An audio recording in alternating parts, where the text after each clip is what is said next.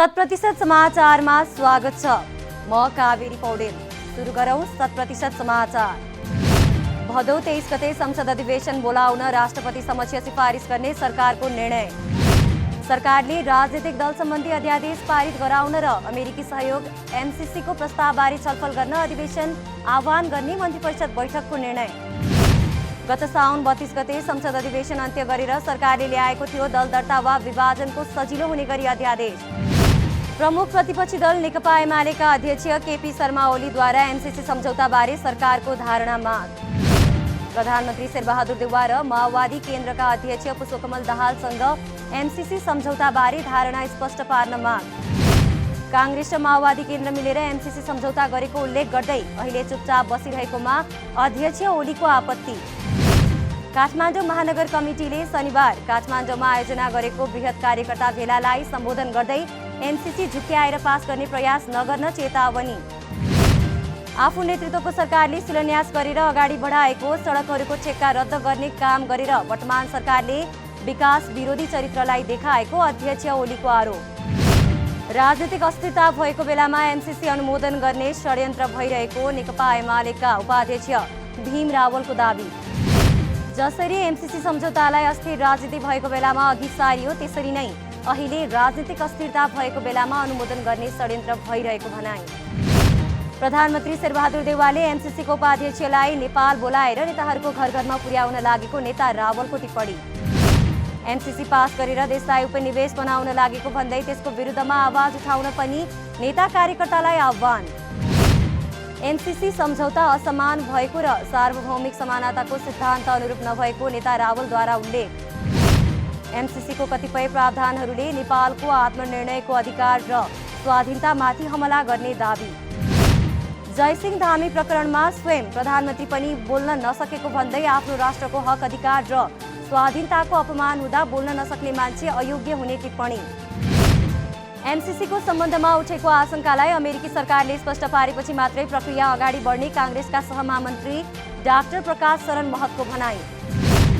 MCC सैन्य प्रयोजनका लागि नभएको सम्झौतामै उल्लेख भएको सहमहामन्त्री महतको भनाई। अन्तर्राष्ट्रिय प्रतिस्पर्धाको आधारमा ठेक्का प्रक्रिया अगाडि बढ्ने सहमहामन्त्री महतद्वारा उल्लेख। एमसीसी बारे उठेका आशंकालाई स्पष्ट पार्न सरकारले अमेरिकी सरकार समक्ष पहल गरिराखेको पनि नेता महतद्वारा जानकारी। सत्तारूढ गठबन्धनका दलहरू नेकपा एकीकृत समाजवादी र जसपाले मन्त्रीको नाम दिन नसक्दा मन्त्री परिषद विस्तारमा ढिलाइ भएको सहमहामन्त्री महतको जिकिर। नेकपा एकीकृत समाजवादीकी नेत्री रामकुमारी झाँक्रीले गर्नुभयो एमसीसीको विरोधमा उत्रिएको भन्दै एमाले अध्यक्ष केपी शर्मा ओली र उपाध्यक्ष भीम रावलको चर्को आलोचना। ओलीले आफू नेतृत्वको सरकारको पालामा एमसीसी पास गर्न लागि परेको नेत्री झाँक्रीको दाबी। महाकाली सन्धिमा समेत राष्ट्रघात गरेका ओली र रावलले राष्ट्रवादलाई आफूलाई पायक पर्ने गरी व्याख्या गर्ने सरकारले पनि नयाँ पार्टी गठन गरेर अघि बढ्नु परेको तर्क। ओलीको नेतृत्वमा रहेको एमालेको हालत सद्भावना पार्टीको जस्तै हुने नेत्री झाँक्रीको टिप्पणी। नेकपा एमाले सिन्धुली काठमाडौँ सम्पर्क मञ्चका पूर्व 5 अध्यक्ष एकीकृत समाजवादी पार्टीमा समाहित। नेकपा एमालेका अध्यक्ष केपी शर्मा ओलीले नेपाली जनताले दुःख गरेर ल्याएको संवैधानिक हक भत्ताभुङ्ग पार्नुभयो पार्टीमा समाहित हुनेहरूको आरोप। एमाले विभाजन भएर देशमा नयाँ पार्टी क्रियाशील भइसकेको र संगठन निर्माणको काम स्थानीय तहसम्म भइरहेको भनाई। कार्यक्रममा समाजवादको स्थापनाका लागि पार्टीको स्थापना भएको नेकपा एकीकृत समाजवादीका नेता डाक्टर विजय कुमार पौडेलको भनाई। नयाँ समाजवादी पार्टीले 40% युवाहरूलाई अगाडि ल्याएर बेरोजगारी र गरिबी जस्ता समस्याहरूको न्यूनीकरण गर्ने डाक्टर पौडेलको भनाई। सिन्धुपाल्चोकको हेलम्बु र बेलम्चीको बाढी पहिरो प्रभावित क्षेत्रको गृहमन्त्री बालकृष्ण खाँडद्वारा निरीक्षण। गत असार 1 र 16 गतेको वर्षाको कारण सो क्षेत्रमा बाढी पहिरोले भएको थियो ठूलो जनजनको क्षति। भत्केका सडक, पुल, घर, कार्यालय लगायतका संरचना निर्माण तथा बाढी पहिरो प्रभावितको उचित व्यवस्थापन गर्न गृहमन्त्री खाँडको निर्देशन। वाम पुनर्निर्माणमा विद्यार्थी संलग्नता विषयक अन्तर्क्रिया काठमाडौँमा सम्पन्न। फाउन्डेसन फर क्रिटिकल डिस्कोर्स नेपालको आयोजना गरेको अन्तर्क्रियामा विद्यार्थीलाई वर्ग बताएको भए पनि विद्यार्थी आफैमा कुनै वर्ग नभएको सहभागीहरूको तर्क। माओले ऐतिहासिक सन्दर्भमा मूल पार्टीसँग वर्ग पक्षधरताका आधारमा नै विद्यार्थीहरूले सहकार्य गर्ने फाउन्डेसनका अध्यक्ष डाक्टर खगेन्द्र प्रसाईको दावी। विद्यार्थीकालमा आर्जित ज्ञान नै राजनीतिको आधार भएको नेकपा एकीकृत समाजवादीका नेता डाक्टर विजय कुमार पौडेलको भनाई। राजनीति सिद्धान्तले निर्देशित हुने हुँदा विद्यार्थीहरू सिद्धान्तको बुझाइमा केन्द्रित हुनुपर्ने र विद्यार्थीकालदेखि नै जिम्मेवार राजनीति गर्नुपर्नेमा नेता पौडेलको जोड। राष्ट्रिय प्रजातन्त्र पार्टी राप्रपाको महाधिवेशन आगामी कार्तिक 27 देखि 30 गतेसम्म काठमाडौँमा हुने तय। राप्रपाको नयाँ नीति र नेतृत्व छनौटका लागि हुन लागेको महाधिवेशनका लागि यही भदौ मसान्तभित्र सबै जिल्लाको अधिवेशन सम्पन्न गरिसक्ने जानकारी। पार्टीले पहिलो पटक सक्रिय सदस्यबाट महाधिवेशन प्रतिनिधि छनौट गर्ने विधानमा व्यवस्था गरिएको वरिष्ठ नेता राजाराम श्रेष्ठद्वारा जानकारी। अहिलेसम्म नगर जिल्ला र क्षेत्रबाट प्रतिनिधि छनौट हुने व्यवस्था भएकोमा यसपटक त्यसको विकल्पमा नयाँ नियम लागू गरिएको भनाई। भारतीय सेनाका तर्फबाट नेपालका पूर्व 8 प्रधान सेनापतिलाई भ्रमणको निमन्त्रणा। दुई देश बीचको सम्बन्ध थप सुदृढ तुल्याउने अवसरका रूपमा लिनुपर्ने स्पष्ट। विगतको अभ्यास र परम्परा अनुसार सैनिक कूटनीति सुदृढ गर्ने अवसरका रूपमा निमन्त्रणा प्राप्त भएको नेपाली सेनाका प्रवक्ता सन्तोष वल्लभ पौडेलद्वारा जानकारी। पूर्व प्रधान सेनापति धर्मपाल बरसिंह थापा, प्रज्वल शमशेर राणा, प्यारजङ थापा, रुक्माङ्गद कटवाल, छत्रमान गुरुङ, गौरव शमशेर राणा, राजेन्द्र थापा र पूर्णचन्द्र थापालाई निमन्त्रणा। 18 दिनदेखि व्यवस्थापन हुन नसकेको फोहोर गत बुधबारदेखि उठाउन थाले पनि कलङ्की, कालीमाटी, खसी बजार लगायत सडक किनारमा फोहोरको डङ्गुर अझै उस्तै। नियमित परेको पानी र हाल फोहोर व्यवस्थापन गरिँदै आएको स्थान सिस्टोलका स्थानीयवासीले अवरोध गरेपछि काठमाडौँ उपत्यकाको फोहोर उठाउन भएको थियो ढिलाइ। लामो समयदेखि फोहोर सङ्कलन भएर बसेकाले सबै एकैपटक व्यवस्थापन हुन नसकेको काठमाडौँ महानगरपालिकाको भनाई। आगामी 3 दिनभित्रमा यसअघि जम्मा भएको सबै फोहोर सिस्टोल लगिने काठमाडौँ महानगरपालिका वातावरण विभागका प्रमुख हरिकुमार श्रेष्ठद्वारा जानकारी। 18 दिनको अवधिमा करिब 15,000 मेट्रिक टन फोहोर जम्मा भएको महानगरको भनाई। शनिबार 1,268 व्यक्तिमा देखियो कोरोना भाइरसको संक्रमण। संक्रमणबाट निको भई शनिबार 2,195 जना घर फर्किएको स्वास्थ्य मन्त्रालयद्वारा जानकारी।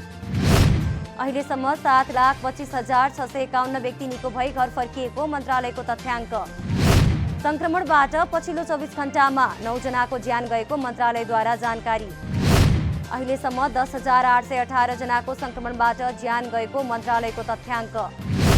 हाल 554 जना आइसियु, 172 जना भेन्टिलेटरमा उपचार गराइरहेको मन्त्रालयद्वारा जानकारी। काठमाडौँबाट अर्घाखाँची गइरहेको हाइस शनिबार बिहान अर्घाखाँचीको सिद्धगङ्गामा दुर्घटना हुँदा 1 जनाको मृत्यु। सिद्धगङ्गा नगरपालिकाको छाडामा भएको दुर्घटना परि 1 जनाको मृत्यु भएको छ भने 10 जना घाइते भएको प्रहरीको भनाई। लु 3ख8639 नम्बरको हायस सिद्धगङ्गा नगरपालिका वडा नम्बर 3 मा सडकदेखि करिब 400 मिटर तल खसेको जिल्ला प्रहरी कार्यालय अर्घाखाँचीद्वारा जानकारी। 11 जना सवार रहेको हायसमा दुर्घटनामा परि जिल्लाको भूमिका स्थान नगरपालिका वडा नम्बर 9 ढिकुराका सञ्जय विकको उपचारका क्रममा भएको थियो मृत्यु। दुर्घटनामा परि 3 जना गम्भीर घाइते सहित 7 जनालाई थप उपचारका लागि बुटवल रिफर गरिएको जानकारी। अविरल वर्षासँगै आएको पहिरोका कारण पोखरा बागलुङ जोड्ने मुख्य राजमार्ग अवरुद्ध। भूपी सेर्चन राजमार्गमा कतै ठूलो पहिरोले पुरिएको छ त कतै बाढीले बगाएको छ स्थानीयको भनाई। यति बेला पर्वत बागलुङ म्याग्दी मुस्ताङवासी राजमार्ग भएर आउजाउ गर्न सक्ने अवस्था नरहेको जिल्ला प्रशासन कार्यालय पर्वतद्वारा जानकारी। गएको असारमा पर्वतको दोबिल्लामा बाढी पहिरोले भूपी सेर्चन राजमार्गको पर्वत खण्ड हेरिरहेको इन्जिनियर सहित 3 जनाको गएको थियो ज्यान।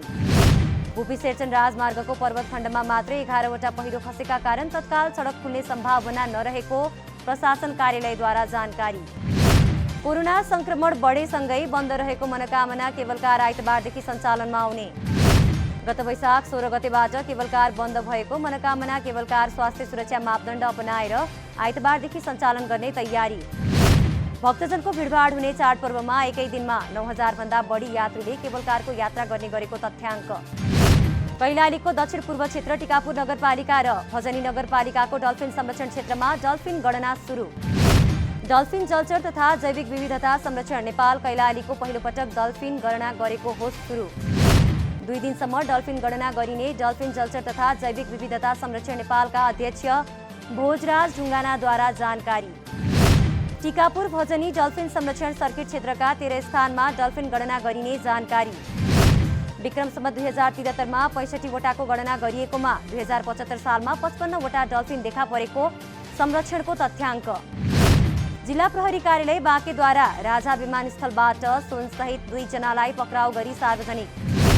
झापा खादुवाना बारीका 26 वर्षका अमीर लगुन विश्वकर्मा र मोरङ लेटारका 26 वर्षकै बुद्धिमान खातीलाई 4 किलो भन्दा बढी सुनसहित पक्राउ गरी प्रहरीद्वारा सार्वजनिक। चेक जाँचका क्रममा विश्वकर्माले लगाएको जुत्ताको दायाँ बायाँ 2 वटा सुनको बिस्कुट र खातीले लगाएको जुत्ताको तलुवामा 1-1 पिस सुनको बिस्कुट भेटिएको जानकारी।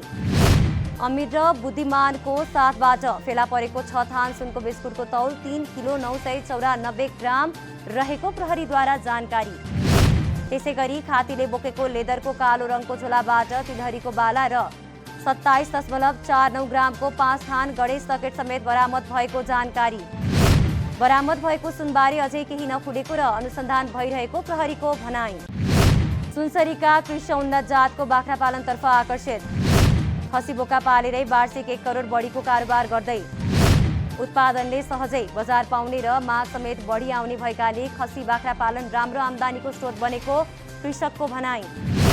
फार्मका खसी बाख्रा मासुका लागि भन्दा पनि बिउ र उत्पादनका लागि किसानले प्रयोगमा ल्याउने गरेका सञ्चालकको भनाई। कृषि पेसा अँगाल्दै आएको सुनसरीको डुम्राहीका कोपिला कार्कीको परिवारले समेत पाठापाठी बेचेरै गरिरहेका छन् मनग्गे आम्दानी। व्यावसायिक रूपमा फार्म सञ्चालन गर्दै आएकाको हकमा भेटनरी अस्पताल तथा पशु विज्ञ सेवा केन्द्र इन्डुवाले आवश्यक परामर्श र अनुदान दिने गरेको कृषकको भनाई। लामो समयदेखि बन्द रहेको विद्यालय तथा क्याम्पस आगामी सेप्टेम्बर 12 देखि पुनः सञ्चालन गरिने। बङ्गलादेश सरकारले विद्यालय तथा क्याम्पस पुनः सञ्चालन गर्ने घोषणा गर्दै त्यसका लागि तयारी समेत गर्न सरकारवाला सबैलाई आह्वान। कोरोना महामारीका कारण बन्द भएका विद्यालय तथा क्याम्पस झण्डै 18 महिनापछि पुनः सञ्चालन हुने भएको अधिकारीद्वारा जानकारी। विद्यालय खुला गरिए पनि सबै विद्यार्थीको पठन पाठन भने अहिले नै नहुने बङ्गलादेशका शिक्षा मन्त्री दिपु मोनीद्वारा स्पष्ट।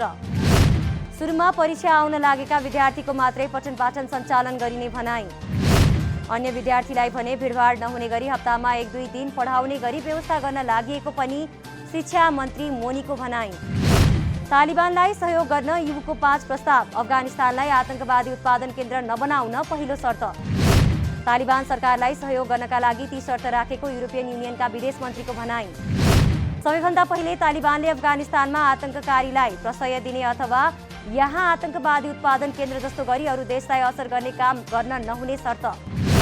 त्यस्तै अर्को शर्तका रूपमा उनीहरूले मानव अधिकारलाई पनि अघि सारेको जानकारी। अफगानिस्तानमा तालिबान सरकारले मानव अधिकारको सम्मान र रक्षा गर्नुपर्ने महिला अधिकारहरू प्रेस स्वतन्त्रता हुनुपर्ने शर्त। यी शर्त पालना गरेमा मात्र तालिबान सरकारलाई सहयोग गर्न सकिने युरोपियन युनियनका विदेश मन्त्रीद्वारा जानकारी। श्रीलङ्काका बलर धम्मिका प्रसादले भैरहवा ग्ल्याडिएटर्सबाट एभरेस्ट प्रिमियर लिग खेल्ने। आगामी असोजमा हुने 4औं संस्करणको IPL T20 का लागि धम्मिकलाई अनुबन्ध गरेको भैरहवाद्वारा जानकारी। 100% समाचार अहिलेलाई यति नै। नमस्कार।